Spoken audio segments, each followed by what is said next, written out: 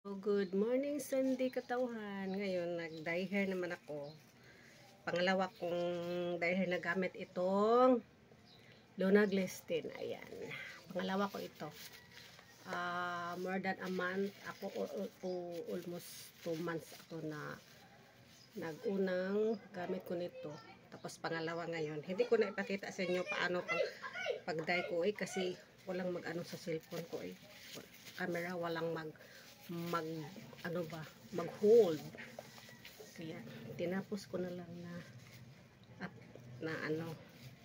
ginawa ko yung pagdadry sa aking buhok at pagkatapos na lang ako mag-video pakita sa inyo ito. Pangalawa ko itong gamit plant extract Lunas 10.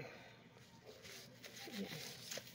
Tapos isuko ito ng 1 oras. Kasi matagal tumalab itong aking buhok pag magdaday kasi siguro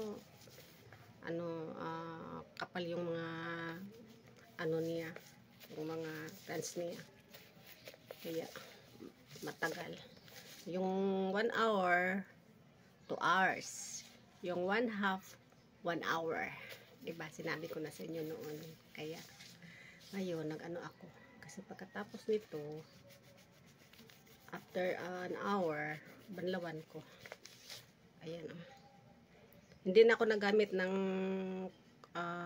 shower cap kasi nasira naman yung shower cap to. May isa man dun sa tutoy ko pero malaki. Tapos makapal. Ayan. Pinalian ko lang ng rubber band. Ayan. Hindi naman siya magtulo kasi hindi naman siya sobrang basa. Tama-tama lang nabasa yung hair ko sa dye. Tapos hindi naman siya tutulo. Ito lang. Ko lang sa inyo. Tapos pakita ko sa inyo pag nabanlawan ko na, diba? Okay. Ito lang. Thank you. Have a blessed day to all of us. Katauhan. Bye-bye. Love you. Ayan. Ito na po ang result sa aking ginawang hair dye kanina. Ayan. Inabot ko siya ng 1 oras at kalahati. Ayan. Ito na. Hindi siya kasi bago pa, pero pag medyo matagal-tagal na weeks, lalo na maanuhan siya sa araw, sinagan ng araw, mas lalo siyang magkukulay brown, coffee brown ata ito.